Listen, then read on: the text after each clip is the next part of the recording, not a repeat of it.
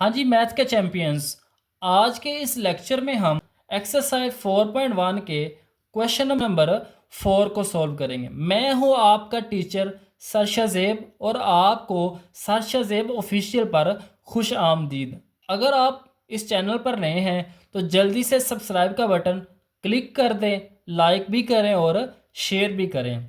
अब question number 4 है। तो क्वेश्चन नंबर 4 के अंदर बच्चों हमने मिड टर्म ब्रेक ही करनी है। तो कैसे करेंगे बच्चों? अब यहाँ पे 3 को हमने मल्टीप्लाई करना है 2 के साथ, तो आ जाएगा 6। अब 6 के फैक्टर्स बनाने हैं। फैक्टर इस तरह से बनाने हैं जिनको मल्टीप्लाई करें तो 6 आ जाए, प्लस करें या माइनस करें तो 7 आ जाए। अब बच्चों 6 के फैक्टर्स बना लेते हैं। 6 का पहले 1 के साथ बनाएंगे, तो 6 को 1 से मल्टीप्लाई करने से 6 आ जाएगा। इस तरह से 2 और 3 दोनों को मल्टीप्लाई करें तो 6 आता है। उसके बाद 3 और 2, 1 और 6। अब यहाँ पे बच्चों गौर करें तो 6 और 1 को प्लस करें तो 7 आता है। मल्टीप्लाई करने से 6 आ जाता है, प्लस करने से 7 आ जाता है। तो हमें यहाँ पे 7 ही चाहिए। तो यहाँ पे हम क्या लिख लेंगे? 6x प्लस 1x ये इक्वल आ जाएगा 7x के। 6 और 1 को मल्टीप्लाई करके 6 आ जाएगा। तो यहाँ पे हम लिख लेंगे 2x² प्लस 6x प्लस का 1x प्लस 3। तो इन दोनों में से कॉमन लेंगे तो आ जाएगा 2। पहले कोएफिशिएंट चेक करेंगे तो 2 और 6 में से 2 कॉमन आ जाएगा। x² है, यहाँ पे x की पावर 1 है तो x की पावर 1 कॉमन आ जाएगा। तो यहाँ पे हमारे पास 2 भी कैंसिल हो जाएगा, 2x से 1x कॉमन आ जाएगा, एक हम यहाँ पे लिख लेंगे प्लस 6 को 2 से डिवाइड करेंगे तो 3 आ जाएगा, x से कैंसिल हो जाएगा। अब इन दोनों में बच्चों कुछ भी कॉमन नहीं है, तो यहाँ पे कॉमन नहीं है तो हम +1 कॉमन लिख लेंगे। तो यहाँ पे आ जाएगा x प्लस 3। इन दोनों में से हमने कॉमन निकालना है x प्लस 3 को, और यहाँ पे आ जाएगा 2x प्लस का 1। नेक्स्ट इसका पार्ट नंबर 2 है। 2 को मल्टीप्लाई करेंगे 15 के साथ तो आ जाएगा 30। अब 30 के हमने फैक्टर्स बनाने हैं, तो फैक्टर ऐसे होने चाहिए जिनको मल्टीप्लाई करें तो 30 आए, प्लस करें या माइनस करें तो 15 आ जाए। तो यहाँ पे हम फैक्टर्स बना लेंगे। अब 30 का 1 के साथ बनाएंगे तो 30 आ जाएगा, फिर 15 का 2 के साथ, इस तरह से फिर 5 का 6 के साथ, तो 5 और 6। अब देखिए इन दोनों को प्लस करें तो 31 आता है, इन दोनों को करें तो 17 आता है, माइनस करने से 13 आता है। 5 और 6 को प्लस करें तो 11 आता है, मल्टीप्लाई करने से 30 आता है। तो हमें यहाँ पे चाहिए भी 11, तो हम क्या करेंगे? यहाँ पे लिख लेंगे 5x प्लस 6x, तो ये इक्वल आ जाएगा 11x के। मल्टीप्लाई करने से 30 आ जाएगा। तो यहाँ पे 11x की जगह पे हम लिख लेंगे 5x प्लस 6x। तो यहाँ पे आ जाएगा 2x² plus 6x plus 5x plus 15। तो इन दोनों में से हमने कॉमन ले लेना है। तो यहाँ पे 2 और 6 में से 2 कॉमन आ जाएगा, x² और x में से x कॉमन आ जाएगा। तो यहाँ पे हम लिख लेंगे x प्लस 3, और यहाँ पे हमारे पास कॉमन आ जाएगा प्लस का 5, क्योंकि 5 के टेबल में 5 भी आता है और 15 भी आता है। तो यहाँ पे हमारे पास आ जाएगा x प्लस 3। अब इन दोनों टर्म्स में से x प्लस 3 कॉमन आ जाएगा, तो यहाँ पे हम लिख लेंगे x प्लस 3, और यहाँ पे आ जाएगा 2x प्लस 5। तो इस तरह से आपने इसके फैक्टर्स बना लेने हैं। तो पार्ट नंबर 3 के अंदर 3 को 4 से मल्टीप्लाई करेंगे तो 12 आएगा। अब 12 के फैक्टर्स बनाने हैं। तो 12 का जब 1 के साथ फैक्टर बनेगा तो 13 आ जाएगा, प्लस करने से, मल्टीप्लाई करने से 12 आएगा और प्लस करने से 13 आएगा। और यहाँ पे हमें मिड टर्म किसकी चाहिए बच्चों? 13 की। तो यहाँ पे हम लिख लेंगे 12x प्लस 1x इक्वल आ जाएगा 13x के। तो इसकी जगह पे हम लिख लेंगे 4x² प्लस का 12x प्लस का 1x प्लस 3। तो यहाँ पे इन दोनों में से कॉमन निकालना है, तो 4 और 12 में से 4 कॉमन आ जाएगा, x² और x में से x कॉमन आ जाएगा। तो यहाँ पे हम लिख लेंगे x प्लस 3। अब इन दोनों में से 1 कॉमन आ जाएगा तो x प्लस 3 आ जाएगा। तो यहाँ पे हम लिख लेंगे 4x प्लस 1, और इन दोनों में से एक लिख लेंगे x प्लस 3। पार्ट नंबर 4 है। अब यहाँ पे 2 को मल्टीप्लाई करेंगे 3 के साथ तो 6 आ जाएगा। अब 6 के फैक्टर्स बनाने हैं। 6 के फैक्टर्स बच्चों 1 के साथ बनेंगे तो 6 1 ज़ार 6, इस तरह से 2 का 3 के साथ तो 2 3 ज़ार 6। अब 2 और 3 को प्लस करें तो 5 आता है। अब यहाँ पे हमें मिड टर्म भी 5 की ही करनी है, तो यहाँ पे हम लिख लेंगे 2x plus 3x equal to 5x। तो यहाँ पे हमारे पास आ जाएगा 3x² और 5x की जगह पे हम लिख लेंगे 2x प्लस 3x और यहाँ पे आ जाएगा 2। अब इन दोनों में से कॉमन लेना है। अब 3 और 2 में से बच्चों कुछ भी कॉमन नहीं होता, तो यहाँ पे हमारे पास कोएफिशिएंट में से कुछ भी कॉमन नहीं आएगा। अब x² है और यहाँ पे x है, तो x² और x में से x कॉमन आ जाएगा, तो यहाँ पे आ जाएगा 3x प्लस x कॉमन आ जाएगा और 2 हम यहाँ पे लिख लेंगे। अब इसी तरह से यहाँ पे कुछ भी कॉमन नहीं है तो 1 कॉमन है, तो यहाँ पे आ जाएगा 3x प्लस 2। 3x प्लस 2 दोनों में से कॉमन लिख लेंगे, 3x प्लस 2 और यहाँ पे आ जाएगा x प्लस 1। तो 5 पार्ट है, 3 को मल्टीप्लाई करेंगे 6 के साथ तो आ जाएगा 18। अब 18 के हमने फैक्टर्स बनाने हैं, तो 18 का पहले 1 के साथ बनाएंगे तो 18 आ जाएगा। अब 9 और 2 दोनों को प्लस करें तो 11 आता है, लेकिन यहाँ पे बच्चों हमें माइनस का 11 चाहिए, तो इसलिए हम इसके साथ भी माइनस लगा लेंगे और इसके साथ भी माइनस लिख लेंगे। तो यहाँ पे हमारे पास आ जाएगा 3y का स्क्वायर माइनस 9y माइनस का 2y और प्लस का 6। तो इन दोनों में से कॉमन 3 और 9 में से 3 कॉमन आ जाएगा, y² और y में से y कॉमन आ जाएगा।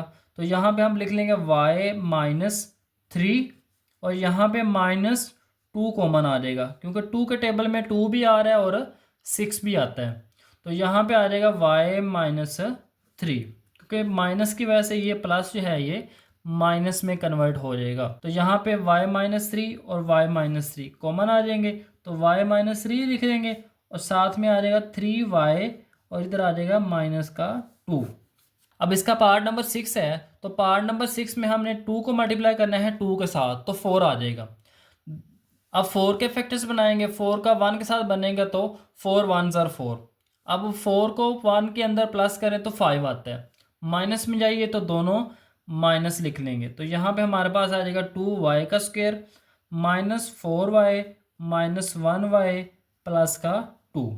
अब इन दोनों में से कॉमन लेंगे तो 2 आ जाएगा और y² और y में से y कॉमन आ जाएगा, तो यहाँ पे हम लिख लेंगे y माइनस, अब 4 को 2 से डिवाइड करेंगे तो 2 आ जाएगा, y और y कैंसिल हो जाएंगे, तो यहाँ पे सिर्फ माइनस का 2 आ जाएगा। अब इन दोनों में से बच्चों कुछ भी कॉमन नहीं है, तो जब कॉमन नहीं है तो माइनस का 1 कॉमन लिख लेंगे, क्योंकि साइन हमने जो यहाँ पे मौजूद होगा वो यहाँ पे कॉमन के साथ लिख लेना है। तो यहाँ पे हमारे पास आ जाएगा y माइनस 2, तो यहाँ पे हम इन दोनों में से कॉमन लेंगे y माइनस 2 और y माइनस 2, तो यहाँ पे आ जाएगा y माइनस 2 और 2y आ जाएगा माइनस 1 के साथ।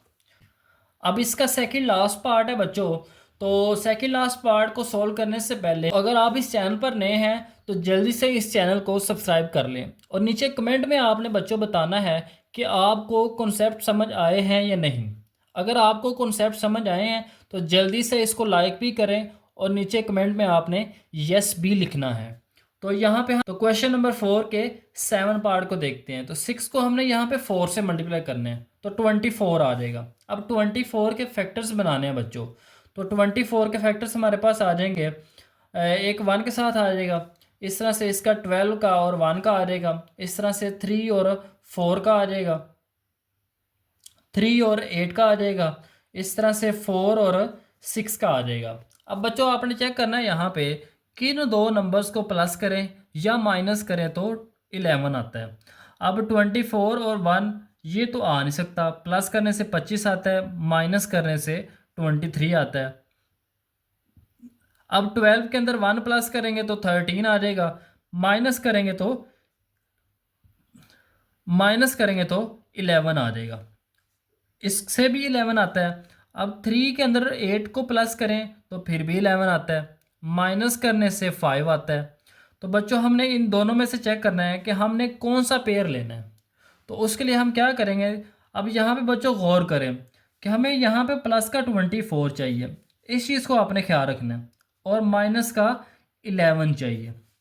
अब इनको प्लस करें, तो अगर दोनों के साथ बच्चों मैं माइनस लगा देता हूँ, तो दोनों को माइनस करेंगे तो आ जाएगा -3 और -8, ये -11 आएगा।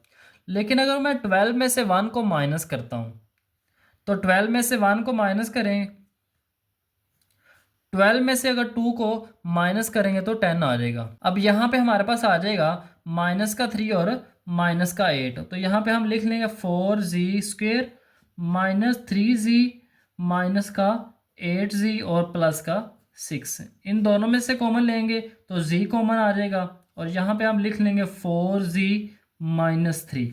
इस तरह से यहाँ पे भी माइनस। अब हमने चेक करना है 8 और 6 जो है ये कौन से टेबल पर आते हैं, तो ये 2 के टेबल पर आते हैं, तो -2 कॉमन आ जाएगा, तो यहाँ पे आ जाएगा 4z और यहाँ पे आ जाएगा -3। तो इन दोनों में से हमने 4z और -3 को कॉमन लिख लेना है, और यहाँ पे हमने लिख लेना है z-2। तो इस तरह से बच्चों आपने इसको सॉल्व कर लेना है। अब इसका लास्ट पार्ट है, इसको बच्चों थोड़ी सी तरतीब के साथ लिख लेते हैं। तो यहाँ पे हम लिख लेंगे -3x² पहले लिख लेंगे, फिर हम 7x लिख लेंगे, और लास्ट में हम कांस्टेंट को लिख लेंगे। अब 6 को मल्टीप्लाई करना है -3 के साथ, तो यहाँ पे आ जाएगा -18। अब 18 के फैक्टर्स बनाने हैं, जिनको मल्टीप्लाई करें तो -18 आए, प्लस करें या माइनस करें तो 7 आना चाहिए। तो उसके लिए हम 18 के फैक्टर्स बना लेंगे, 1 के साथ बनाएंगे, फिर इस तरह से 9 और 2 इन दोनों को मल्टीप्लाई करें तो फिर भी 18 आता है। इस तरह से 3 और 6 मल्टीप्लाई करने से 18 आता है। लेकिन हमें यहाँ पे प्लस का 7x चाहिए, तो उसके लिए हम चेक करेंगे। अब देखिए इनको प्लस करें तो 9 आता है, ये हम नहीं ले सकते। इस तरह से 18 और 1 को प्लस करें तो ये 19 आता है। 9 और 2 को प्लस करें तो 11 आता है, माइनस करने से 7 आता है। 9 में से अगर बच्चों हमने 2 माइनस करें तो 7 आ जाता है।